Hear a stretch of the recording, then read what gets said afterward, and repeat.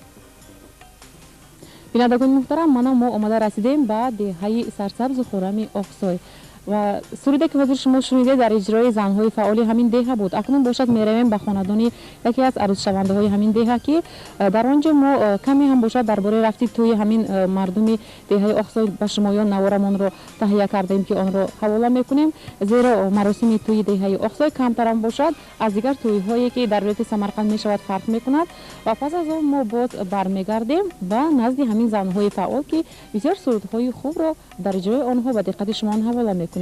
اکنون باشد میرویم به آنجا. دهه ما یکی از دهه‌های خوشمنظره به مانند دهه اوهالیک، میرانقول، تاجیک زبان هستیم و تا حال ما قدریت هایی که گذشتگان ما هستند نگاه داشته تا حاضر آمده ایم و پیشکش شما کردن میخواهیم. من حاضر ما در عائله یکی از پیشقدمین شامت اکا می باشم، اون کس دیرکتری مکتب بودن، حاضر نفقه خور هستم. به نزدیکی عروس، این عروس از دهه اوهالیک هست، یعنی بین اوهالیک و فرقیت همین دهه آقسای را میبینید. مراسمی توی را پیشکش شما میگردونیم. برای این اول چیکار کردن؟ برای این اول ما عروس و داماد را کمتر من حاضر در زیر چخلی که میگن چملدی هستم دعوت میکنیم و مراسممون را سر میکنیم که از پیش از ازل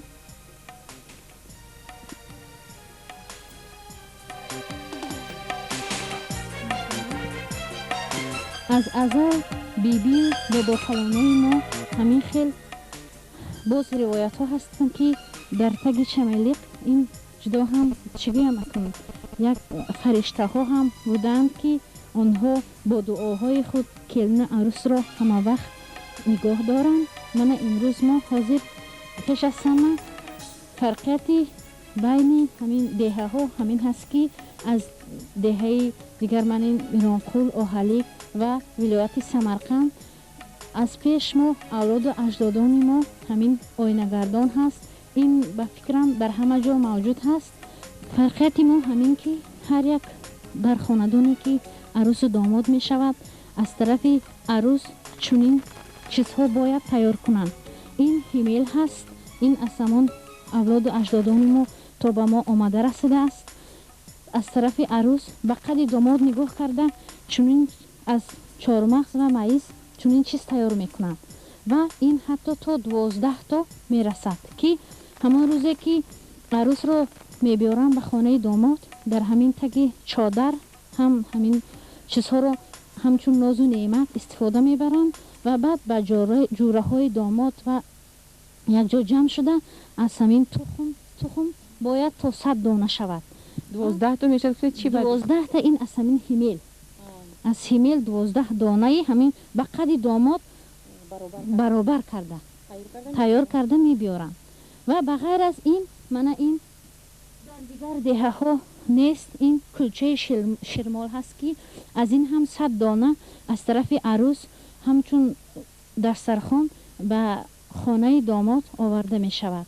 حتما باید که 100 دانه شود؟ حتما باید 100 دانه. اکنون همین خیلی وای هست 100 دانه تخم 100 دانه کلچه و این فقط 12 دانه جفت.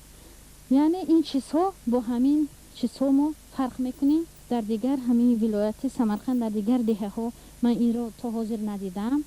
برای همین هم فرق ما به فکرم همین بود. دیگرها همه یک خیل هستند و باز تخم هست. تخم رو هر خیل رنگ میکنیم ما، رنگ های سرخ زرد خیلی که در عید میکنن ما همون خیل کلچه همین وایهو تخم رو رنگ میکنن.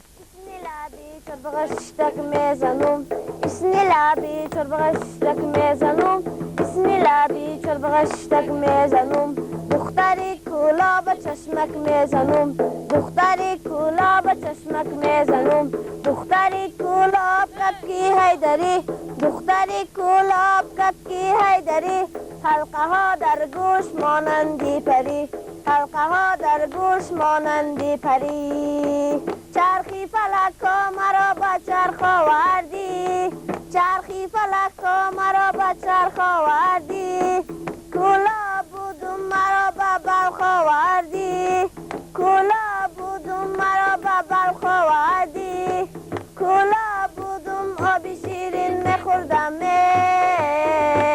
سرگشتم مرا به آبی تلخ آوردی سرگشتم مرا به آبی تلخ آوردی ای دختره که در قدی پست و جانم معلم شوی در تگی دستت خانم جورنال تگیرم ورق ورق گردنم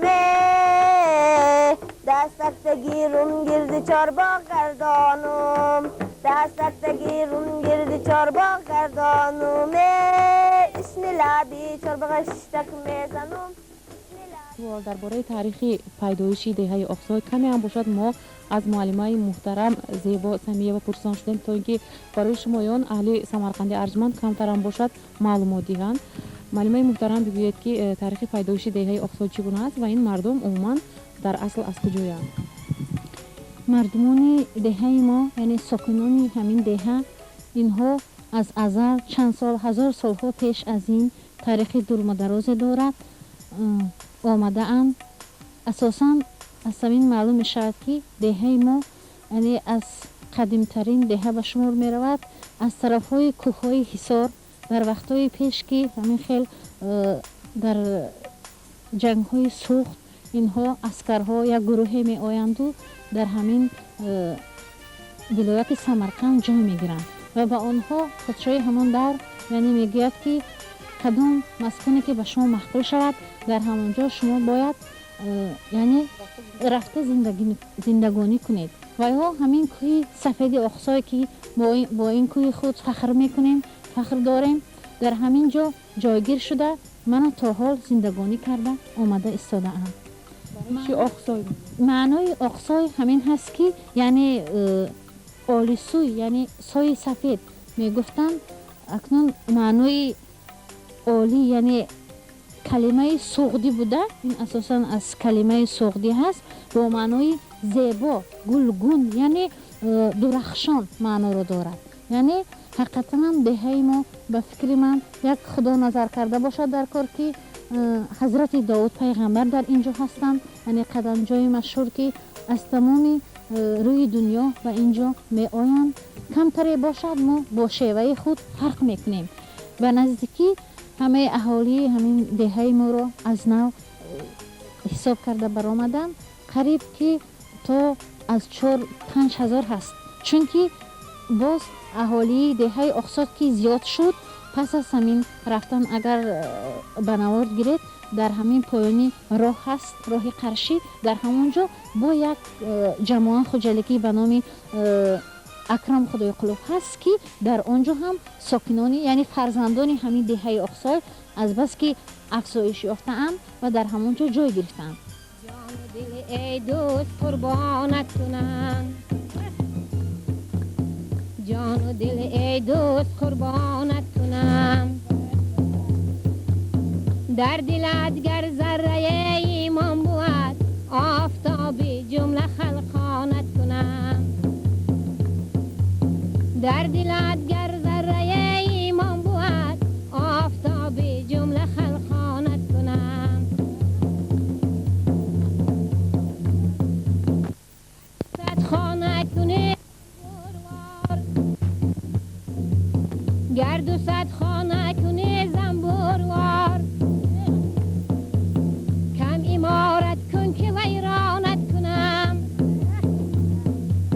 گر امارت را بری تا آسمان، عاقبت در خاک یکسانت کنم، گر امارت را بری تا آسمان، عاقبت در خاک. زیبا و پاک و دلبری، جانی و از جان بهتری، زبانی مادری ایمن، زبانی تاجیکی ایمن. نوروز بیا گرچه دلی ما خون است، هرچند که غصه های ما افزون است، کوه و کمر و پشت و تل این ساعت، از خون شهیدان وطن گلگون است. بهار آمد به نکروزی، بچین گلهای نوروزی، بپوش طاقه زردوزی، بهاری نو مبارک باد. بیبی جانم می آید، دل و جانم می آید، از رهی دور می آید، بزور بزور می آید. بیبیم آید ما خورسند، کیسه هاشان پوری قند، میز و مغز می آرند، سسایی نغز می آرند. روم کرپچه آرم، بالشتی پر گذارم، بیبی جان را شینانم، و دستشان چای دیهم.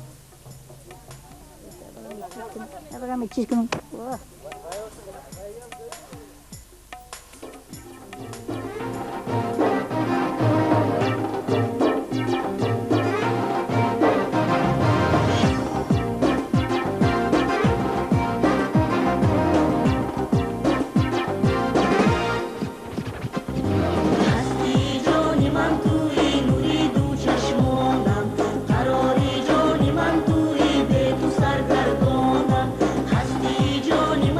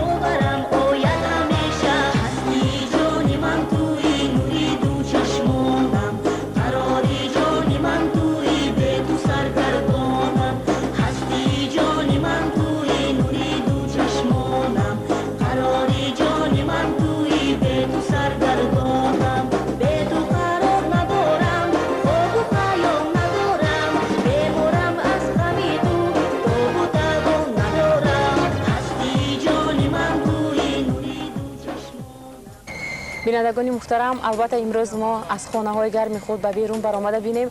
اطراف چگونه زیبا، دلربا و دلکش است. همه جا سرسبز و خرم. از یک طرف ما آبی دریای شوخ را میشنویم، از طرف دیگر باشد خوانش بلبلکان را به گوش میرسد، از طرف دیگر خنده های بیغبار دخترکان را ما میشنویم. همه از آن درک میدهد که بهار زیبا در دیار ما حکم فرما است. اینک وقت آن اومد که ما نوبت را بر رکن طعم‌های ملی میدیم. و البته من امروز مردم دهه اقصای با ما طرز تیار کردن یکی از طعم‌های صاف ملی خودشان را که آن را در اقصای پلاو گون مینامند با ما تیار کردن نشان دادند. اینک مرحمت یک جای تماشا میکنیم. تماشابینان عزیز، ما در پهلوی منخط جایت ایستادن. حضور برای ما طرزی تیار کرده شدنی یکی از طعم‌های خاص مردم دهه خوشمنظر اقصای که نامش پلاو گون بوده است نشان میدهند. مرحمت برای این اول چی باید کرد؟ اول ما آلو رو میگرونیم، سونه بعد قیمق رو میاندازیم. پس از قیمق رو انداختن ارد ما میاندازیم عقبش. پس از اون سرخ کرده وای میکنیم، خیلی سرخک کرده میمونیم، بریون کرده سونه آب میاندازیم. پس از آب نمکش رو میاندازیم.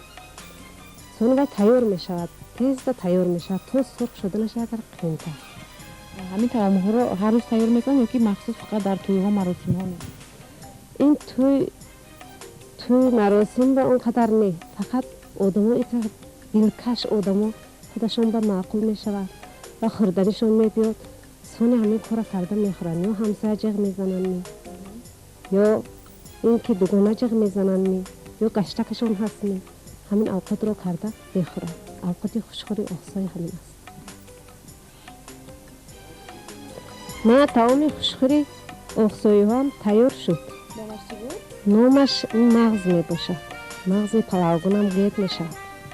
همینطور که باشد عزیزان، مرحمت ما شما را هم تکلیف میکنیم به دهه خوشمنظر اقصای و چشیدن همین طعام بسیار هم خوشخور.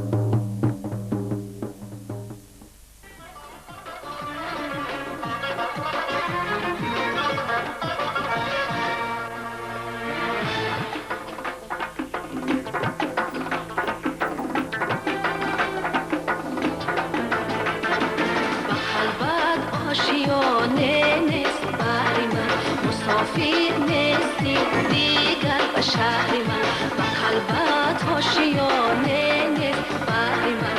مسافر نیستی دیگر به شهر من. خرابات مرا آباد کی سازی، دل غمناکم را شاد کی سازی. خرابات مرا آباد کی سازی، دل غمناکم را شاد کی سازی. قلبت آشیانه نیست بهر من. مسافر نیستی دیگر به شهر من. مسافر نیستی دیگر به شهر من.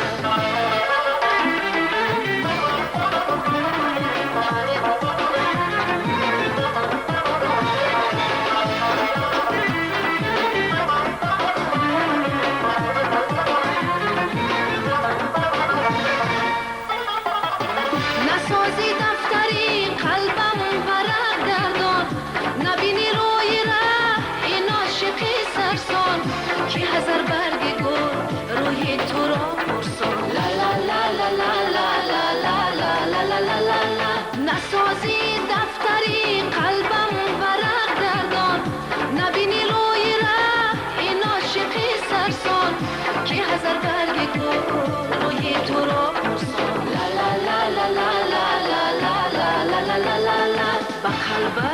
آشیانه نیست بحر من مسافر نیستی دیگر به شهر من و قلبت آشیانه نیست بحر من مسافر نیستی دیگر به شهر من خراباتی مرا آباد کی سازی دل غمناکم را شاد کی سازی خراباتی مرا آباد کی سازی دل غمناکم را شاد کی سازی قلبت آشیانه نیست بحر من مسافر نیستی دیگر به شهر من مسافر نیستی دیگر به شهر من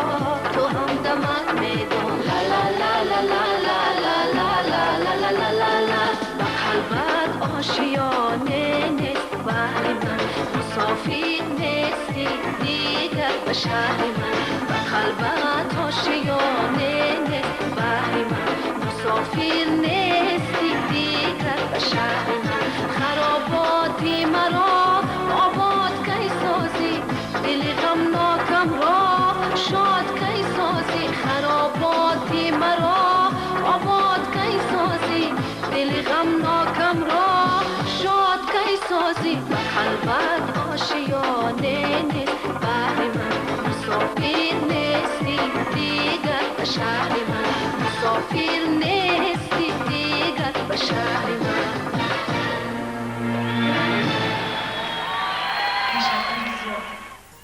مالا بینندگان گرامی شما شماره نوبتی برنامه شامی سمرقند را که از دهه آقسای تهیه کرده شده است تماشا کردید.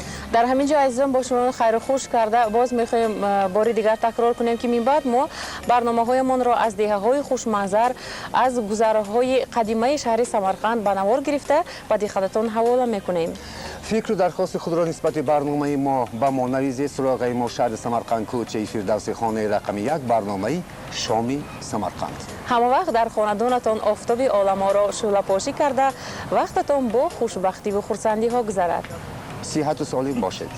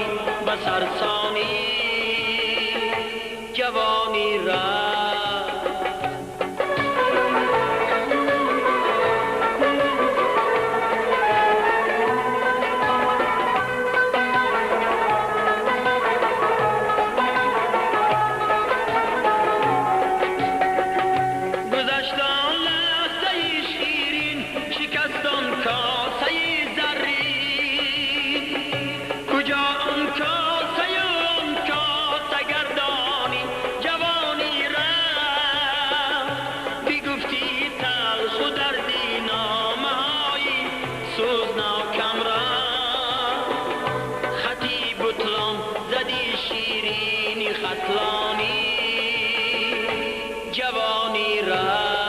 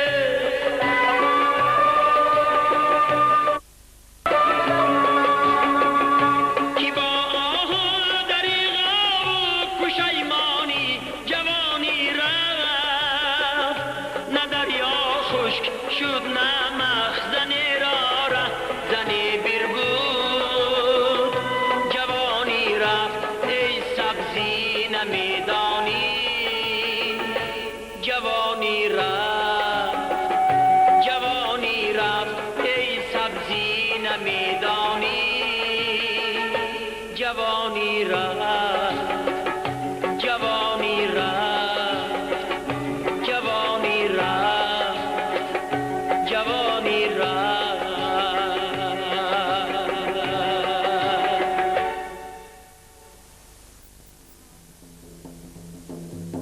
برگ هر یغنچه چشمی انتظاری می شود. آب آید توی خواهم کرد گوید باغ نو. آب آید توی خواهم کرد گوید باغ نو. هر قراری عاشقان از بیقراری می شود. هر قراری عاشقان از بیقراری می شود. گل به آبی جوی وقتی که خماری می شود. برگ هر یغنچه چشمی انتظاری می شود.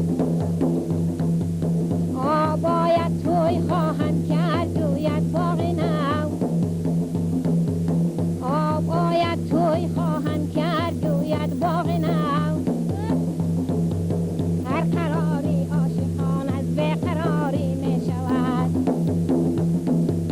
هر قراری عاشقان از بیقراری می شود. هر کی کرد آباد یک صحرای ناآباد را. هر کی کرد آباد یک صحرای ناآباد را. هر نهال از همتی او یادگاری می شود. هر نهال از همتی او یادگاری می شود.